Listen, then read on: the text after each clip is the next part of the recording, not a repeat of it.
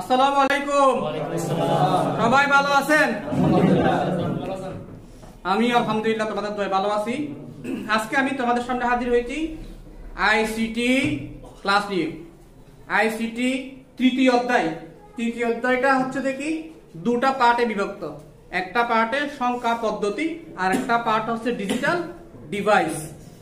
আজকের ক্লাস থেকে সংখ্যা পদ্ধতির যত প্রকারের রূপান্তর আছে চেষ্টা করব সবগুলো রূপান্তর কমপ্লিট করে দিতে, এবং এই সংখ্যা পদ্ধতির রূপান্তর থেকে একটা প্রশ্ন বোর্ড পরীক্ষায় ইনশাআল্লাহ থাকবে। চলো আমরা ক্লাসে শুরু করি। তার আগে একটু ছোট করে বলে নিই, যারা একেবারেই নতুন, মনে করেন আজকের আগে কেউ আইসিটির এই তৃতীয় অধ্যায়টা একেবারেই পড়েননি, তাদের জন্য বলছি সংখ্যা পদ্ধতি হচ্ছে কি, সংখ্যাকে লিখে প্রকাশ করার জন্য, সংখ্যাকে যে কোনো প্রতীক সংকেত দিয়ে লিখে প্রকাশ করার জন্য যে পদ্ধতি সেটাকে বলা হয় সংখ্যা পদ্ধতি। সংখ্যা পদ্ধতিকে সাধারণত দুভাগে ভাগ করা হয়, একটা হচ্ছে পজিশনাল সংখ্যা পদ্ধতি আর একটা হচ্ছে নন পজিশনাল সংখ্যা পদ্ধতি। যখন কোন সংখ্যা পদ্ধতির অবস্থান বা স্থানীয় মান, যেটাকে আমরা একক দশক শতক ভাবে গুণে থাকি, এই স্থানীয় মানটা থাকলে সেটাকে বলা হয় পজিশনাল। আর যেটাকে একক দশক শতক ভাবে গোনা যায় না সেটাকে বলা হয় নন পজিশনাল। একদম সিম্পলি যদি আমরা একটা উদাহরণ দিই, আমরা দৈনন্দিন জীবনে আমরা যে হিসাব নিকাশ গুলো করি, মনে করেন 5510, তাহলে এই সংখ্যাগুলো আমরা একক দশক গুনতে পারি। যদি রোমান সংখ্যায় আমরা লিখি তখন সেখানে আমরা রোমান সংখ্যাকে একক দশক গুনতে পারি না, সেই জন্য রোমান সংখ্যা বা এই ধরনের সংখ্যাগুলো হচ্ছে নন পজিশনাল। আর 5710 যেটা বললাম এটা হলো পজিশনাল। দেন পজিশনাল সংখ্যা পদ্ধতি আবার 4 প্রকার। এই 4 প্রকারের মধ্যে আমরা দৈনন্দিন জীবনে একটা সবসময় ব্যবহার করি, সেটা হচ্ছে ডেসিমাল, যেটাকে বাংলায় বলা হয় দশমিক সংখ্যা পদ্ধতি। এবার আসো, বেস নামের একটা বিষয় আছে। বেস মানে হচ্ছে কি, যে সংখ্যা পদ্ধতিতে সংখ্যাটা তৈরি করার জন্য কতটা ডিজিট ব্যবহার করা হয়েছে, খেয়াল করবে কতটা ডিজিট, ততটার ভিত্তিতে বেসটা নির্ধারণ করা হয়। যেমন আমরা ছোটবেলা থেকে যে সংখ্যাটা ব্যবহার করি সেটার মধ্যে 0 থেকে হিসাব করবে 0 1 2 3 4 5 6 7 8 9, এই 10টা ডিজিট দিয়ে কিন্তু আমরা লক্ষ লক্ষ টাকা হিসাব করি। যেহেতু এখানে 10টা ডিজিট ব্যবহার করা হয় সেজন্য এই সংখ্যা পদ্ধতির বেস হচ্ছে 10। ডেসিমেলের বেস কত? 10। ঠিক একইভাবে বাইনারি নামের আরেকটা সংখ্যা পদ্ধতি, এই সংখ্যা পদ্ধতির ডিজিট হচ্ছে 2টা, একটা 0 একটা 1, সেই জন্য এটার বেস হচ্ছে 2। একইভাবে যদি আমরা অক্টাল সংখ্যা পদ্ধতির কথা বলি, অক্টা মানে 8, তার মানে এখানে ডিজিট হচ্ছে 8টি, 0 1 2 3 4 5 6 7, এই 8টা ডিজিট দিয়ে এই সংখ্যা পদ্ধতির সমস্ত কাজ করা যায়, সেজন্য এটার বেস হচ্ছে 8। এবং সর্বশেষ হচ্ছে কি হেক্সাডেসিমেল। এখানে আমি শব্দগতভাবে অর্থটা বলি, হেক্সা মানে 6, ডেসিমেল মানে 10, তাহলে দুটো একসাথে করলে 10 যোগ 6 সমান সমান 16, তাহলে হেক্সাডেসিমেল, যেটাতে ডিজিট হচ্ছে 16টি। 16টি কি কি? 0 1 2 3 4 5 6 7 8 9, তারপরে এ বড় হাতের কিন্তু বা ক্যাপিটাল লেটারের A B C D E F, আবার সেগুলোর কিন্তু মান আছে। এর মান হচ্ছে 10, বির মান 11, সির মান 12, ডির মান 13, ইর মান 14, এফ এর মান 15। এই হলো 16টি ডিজিট। সুতরাং হেক্সাডেসিমেলের বেস হচ্ছে কত? 16। এবার এই 4 প্রকারের সংখ্যা পদ্ধতি, যেগুলো পজিশনাল সংখ্যা পদ্ধতি, ডেসিমেল, বাইনারি, অক্টাল, হেক্সাডেসিমেল, এই 4 প্রকারের সংখ্যা পদ্ধতির একটা সংখ্যা থেকে আরেকটা সংখ্যাতে যদি আমরা নিতে চাই সেটাকে বলা হয় সংখ্যা পদ্ধতির রূপান্তর। অর্থাৎ একটা সংখ্যা পরীক্ষায় দেওয়া আছে ডেসিমালে, সেটাকে যদি বলে যে বাইনারিতে নিতে হবে, তাহলে এটাকে বলা হয় সংখ্যা পদ্ধতির রূপান্তর। আজকে আমরা সেই সংখ্যা পদ্ধতির টোটাল রূপান্তরগুলো আলোচনা করব। সরি, তাহলে আমি এই 4 প্রকারের সংখ্যার ভিত্তিতে মোট 12 ধরনের রূপান্তর করা যায়। কয় ধরনের? 12 ধরনের। সেই 12 ধরনের রূপান্তরগুলো কি? প্রথমে দেখো decimal, decimal two binary, decimal two octal, decimal two hexadecimal. তাহলে একটা জিনিস খেয়াল করবে, আমি এখানে একটা গ্রুপ করেছি, এটা আরেকটা গ্রুপ করেছি, এটাকে আরেকটা গ্রুপ করেছি। উদ্দেশ্য কি? উদ্দেশ্য হচ্ছে এই প্রথম গ্রুপে প্রশ্নে দেওয়া থাকবে ডেসিমেল, বের করতে হবে বাইনারি। প্রশ্নে দেওয়া থাকবে ডেসিমেল, বাইর করতে হবে অক্টাল। প্রশ্নে দেওয়া থাকবে ডেসিমেল, বের করতে হবে হেক্সাডেসিমেল। তাহলে দেওয়া যেটা আছে সেটা তো আগে থেকেই আছে, যেটা বের করব সেটাই তো পরে আসবে। তাহলে এখানে ডেসিমেল আগে আছে না, এখানেও ডেসিমেল আগে আছে না, এখানেও ডেসিমেল আগে আছে। তাহলে এই তিনটার মধ্যে ডেসিমেল আগে থেকে দেওয়া আছে, বাকিগুলো পরে বের করতে হবে। সেজন্য পরীক্ষায় মনে রাখার সুবিধার্থে এবং চিহ্নিত করতে যাতে সহজ হয় কোন পদ্ধতিতে আমি অঙ্কটা করব, সেজন্য আমি এই তিনটা মিলে একটা গ্রুপ করেছি, সেটার নাম দিয়েছি ডেসিমেল আগে থাকলে। কি থাকলে? ডেসিমেল আগে থাকলে। তারপরে আসেন বাইনারি থেকে ডেসিমেল। দেওয়া আছে বাইনারি, বের করতে হবে কি ডেসিমেল। দেওয়া আছে প্রশ্নে অক্টাল, বের করতে হবে ডেসিমেল। দেওয়া আছে হেক্সাডেসিমেল, বের করতে হবে ডেসিমেল। তাহলে যেটা দেওয়া আছে সেটা আগে, যেটা বের করতে হবে সেটা পরে। তাহলে ডেসিমেল এখানে আগে না পরে? পরে। তাহলে ডেসিমেল পরে, এই জন্য এই গ্রুপটার নাম দিয়েছি ডেসিমেল পরে থাকলে। তারপর তৃতীয় গ্রুপে আসি। এখানে কি করো, দেওয়া আছে বাইনারি, বের করতে হবে অক্টাল। দেওয়া আছে অক্টাল, বের করতে হবে বাইনারি। দেওয়া আছে বাইনারি, বের করতে হবে হেক্সাডেসিমেল। দেওয়া আছে হেক্সা, বের করতে হবে বাইনারি। দেওয়া আছে অক্টাল, বের করতে হবে হেক্সাডেসিমেল। দেওয়া আছে হেক্সাডেসিমেল, বের করতে হবে অক্টাল। এই 7 থেকে 12 নম্বর পর্যন্ত কোনটার মধ্যে মাঝখানে ডেসিমেল নামের কোন শব্দ আছে? নাই। সেজন্য আমি এই গ্রুপটাকে নাম দিয়েছি ডেসিমেল না থাকলে। পরীক্ষায় প্রশ্নটা পড়ে যদি দেখো দেখি ডেসিমেল দেওয়া আছে, এইখান থেকে যে কোনো একটা বের করতে হবে, তাহলে সেটাকে মনে করবে ডেসিমেল আগে আছে। একটা সূত্র, 1 নাম্বার সূত্র। তারপর প্রশ্নে দেওয়া আছে বাইনারি অক্টাল হেক্সা, যে কোনো একটা বের করতে হবে ডেসিমেল। তাহলে মেমরি থেকে তুমি বের করে নিবে কি এই কাজটা করার জন্য আমাকে প্রয়োগ করতে হবে কি ডেসিমেল পরে থাকলে, 2 নাম্বার সূত্র। তারপরে যদি এই 7 থেকে 12 যে কোনো একটা যদি দেওয়া থাকে, দেখতেছি এখানে কোনো জায়গায় ডেসিমেল কথাটা নাই, তার মানে ডেসিমেল না থাকলে। ডেসিমেল না থাকলে 3 নাম্বার সূত্র।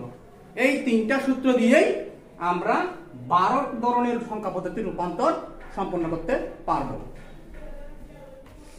এবারে আমি প্রথম পার্ট টু সলিউশন প্র্যাকটিক্যালি করি।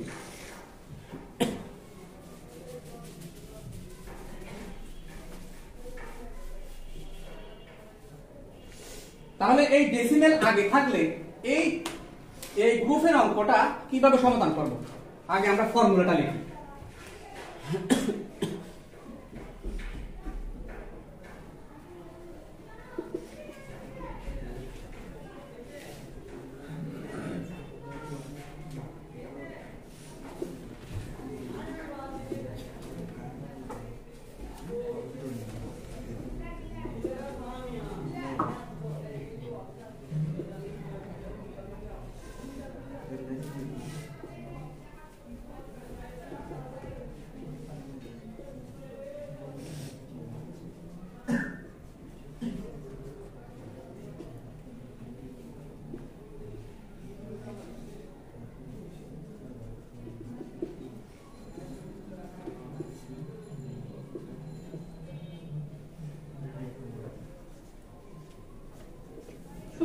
সিম্পলি দুটো বিষয়, যে কোনো একটা সংখ্যা ভগ্নাংশ থাকতে পারে। মনে করো 47.57 বা 57। তাহলে এই পয়েন্টটাকে আইসিটি তে বলা হচ্ছে রেডিক্স পয়েন্ট। রেডিক্স পয়েন্ট, এই রেডিক্স পয়েন্টের আগের অংশকে বলা হয় পূর্ণাংশ, আর রেডিক্স পয়েন্টের এই পরের অংশকে বলা হয় ভগ্নাংশ। এখন এই সংখ্যাটা যদি হয়ে থাকে একটা ডেসিমেল সংখ্যা, বেস 10, এই বেস দেখেই বুঝতে পারবো এটা কোন সংখ্যা। এই 10 ওয়ালা সংখ্যাটা যদি ডেসিমেল সংখ্যা হয়, এই সংখ্যার দুইটা অংশ, একটা পূর্ণাংশ একটা ভগ্নাংশ। এটাকে আমাকে নিতে বলছে বাইনারিতে, নিতে হবে বাইনারি। বাইনারি বেস কত? 2, 2 থেকে বুঝতে হবে এটা বাইনারি। তাহলে এই ডেসিমেল সংখ্যাটা আগে আছে, বের করতে হবে বাইনারি এটা পরে।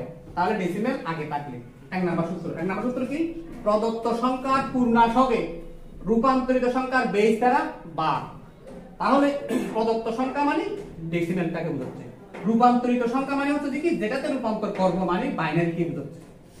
তাহলে বাইনারির বেস দ্বারা, বাইনারি বেস মানে কত? 2, 2 দ্বারা পূর্ণাংশ, পূর্ণাংশ মানে এই অংশটা, এই পূর্ণাংশকে কি করতে হবে, ভাগ করতে হবে। ভাগ মানে ওই আমরা লসাগু করার সময় যেটা করি, কত দিয়ে, ওই যে বেস দিয়ে যেটাতে রূপান্তর করবে সেটা বেস দ্বারা ভাগ এভাবে। আর ভগ্নাংশ করতে হবে কি, গুণ। ভগ্নাংশ কোনটা, এই যে পয়েন্ট সহ 0.57, এটা হলো ভগ্নাংশ। সেটাকে ওই রূপান্তর সংখ্যা বেস কত 2, সেই 2টা কি করতে হবে, গুণ করতে হবে। এটাই হলো এই সূত্র।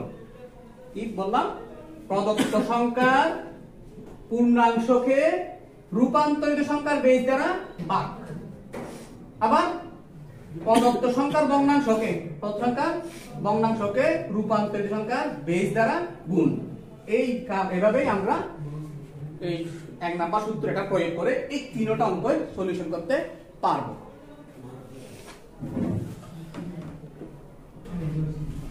এবার আমরা প্রথমে আসি decimal two binary. Decimal two binary, এই ডেসিমাল টু বাইনারির মধ্যে ডেসিমালের একটা অঙ্ক দেওয়া আছে 47.57 বেস অফ 10। এটাকে নিতে হবে বাইনারিতে। বাইনারি বেস কত 2, বাইনারি বেস 2। তাহলে আমরা প্রথম সূত্র অনুসারে প্রদত্ত সংখ্যার পূর্ণাংশ মানে এই 47, এটাকে রূপান্তরিত সংখ্যার বেস 2 দিয়ে প্রথমে কি করব, ভাগ করব। ভাগটা একটু খেয়াল করবে, ভাগ করে যেটা ভগ্নাংশ আসবে সেটাকে আবার যত দিয়ে ভাগ করছে তত দিয়ে গুণ করলে ভাগ শেষ পাওয়া যাবে। তাহলে 47 কে 2 দিয়ে ভাগ করলে 23, ভগ্নাংশ আসে 0.5, সেটাকে 2 দিয়ে গুণ করলে হবে 1। একইভাবে 23 কে 2 দিয়ে ভাগ করলে হবে 11, ভাগ শেষ 1। 11 কে 2 দিয়ে ভাগ করলে হবে 5, ভাগ শেষ 1। আবার 5 কে 2 দিয়ে ভাগ করলে হবে 2, ভাগ শেষ 1। আবার 2 কে 2 দিয়ে ভাগ করলে ভাগফল হবে 1, ভাগ শেষ 0। আবার 2 এই 1 কে 2 দিয়ে ভাগ করলে ভাগ যায় না, মানে 0 ভাগ এই 1, এটা কিন্তু এই যে ভাগ শেষে করে চলে গেছে। তাহলে এখন নিচের দিক থেকে উপরের দিকে আমরা যদি শুধু ভাগ শেষগুলোকে যদি কাউন্ট করব, সেই জন্য নিচেরটাকে বলা হয় LSB, লেস সিগনিফিক্যান্ট বিট, কম গুরুত্বপূর্ণ বিট। আর উপরেগুলো হচ্ছে মোস্ট সিগনিফিক্যান্ট বিট, বেশি গুরুত্বপূর্ণ বিট। তাহলে আমরা এই 47 যেটা, এই 47 বেস অফ 10 এটার মান পেয়ে গেলাম নিচের দিক থেকে 1 0 1 1 1 1। এটা হলো বাইনারি মান। এবার আসো ভগ্নাংশ। ভগ্নাংশ ছিল কি 0.57। 0.57 কে এখন রূপান্তরিত সংখ্যার বেস 2 দ্বারা কি করব, গুণ করব। গুণ করলে তাহলে 1.14। আবার এই শুধু 0.14 কে একটা রাখবো না, আলাদা করে ফেলছি আমি লিখে দিই। এক ছাড়া শুধু 0.14 কে 2 দিয়ে গুণ করলে হবে আবার 0.28।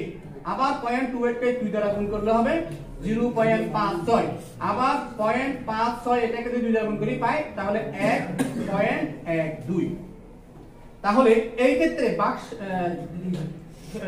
ক্ষেত্রে আমরা ফলাফল নিব হচ্ছে দেখি, এই যে আমি ব্র্যাকেট দিয়ে আলাদা করে ফেলছি, এটা বলতে গেলে পূর্ণাংশ আর কি, পূর্ণমান বা পূর্ণাংশ, এগুলো ছিল ভগ্নাংশ।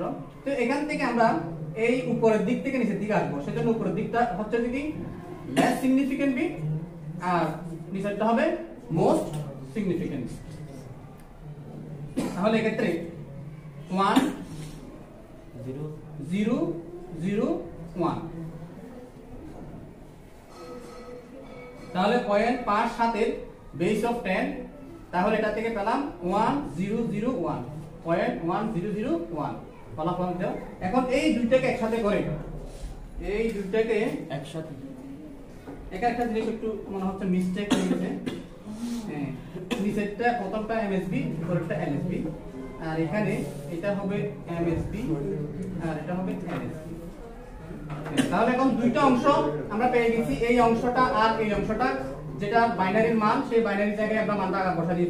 ফাইনাল রেজাল্ট 1 0 4টা 1, 1টা 2টা 3টা 4টা 1, তারপর পয়েন্ট দিয়ে পয়েন্ট সহ 1 0 0 1 বেস অফ 2। এখন একটা প্রশ্ন থেকে যায়, স্যার এখানে কি আমি আর করব না? আমার সাধারণত এই সাইড বোর্ড পেয়ে গেলে আমার কাজ শেষ, আর বাকিগুলো না লিখলেও চলবে। তাহলে আমার ডেসিমেল থেকে বাইনারি নির্ণয় হয়ে গেল। একইভাবে আমরা বাকি দুটোও করতে পারি।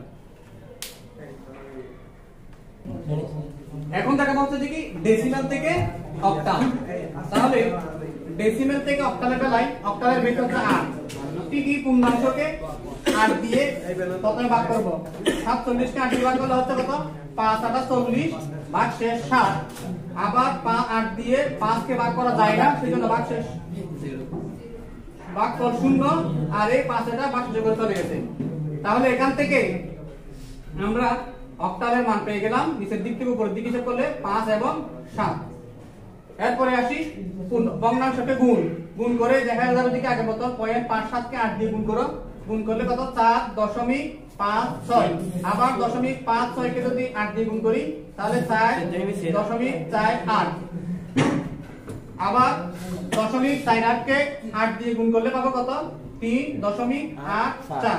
আবার 0.84 কে 8 দিয়ে গুণ করলে পাবো 6.72। তাহলে এখন নিচের দিক থেকে হিসাব করলে যেটা পাচ্ছি থেকে 4.436 পয়েন্ট দিয়ে লিখতে হবে 0.44336 এইসব 8। তাহলে এখন পরিপূর্ণভাবে অক্টালের মানটা আমরা পেয়ে গেলাম। তাহলে অক্টালের মানটা আমরা এখানে বসাই দিই আনসারের বেলায়। আনসারের বেলায় কত পেলাম 5 7 পয়েন্ট দিয়ে 4.436 এবার হয়ে গেল আমাদের ডেসিমেল থেকে বাইনারি নির্ণয়। একইভাবে ডেসিমেল থেকে হেক্সাডেসিমেল। হেক্সাডেসিমেলের বেস হচ্ছে 16।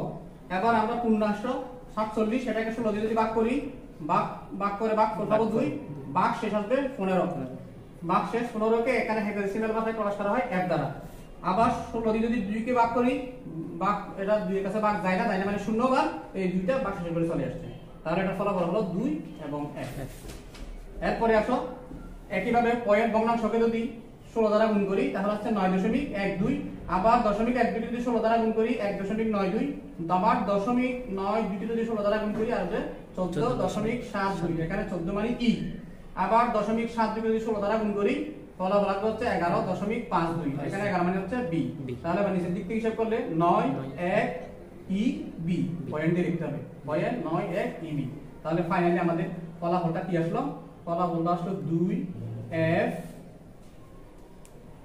0.9 1 ই বি বেস অফ 16।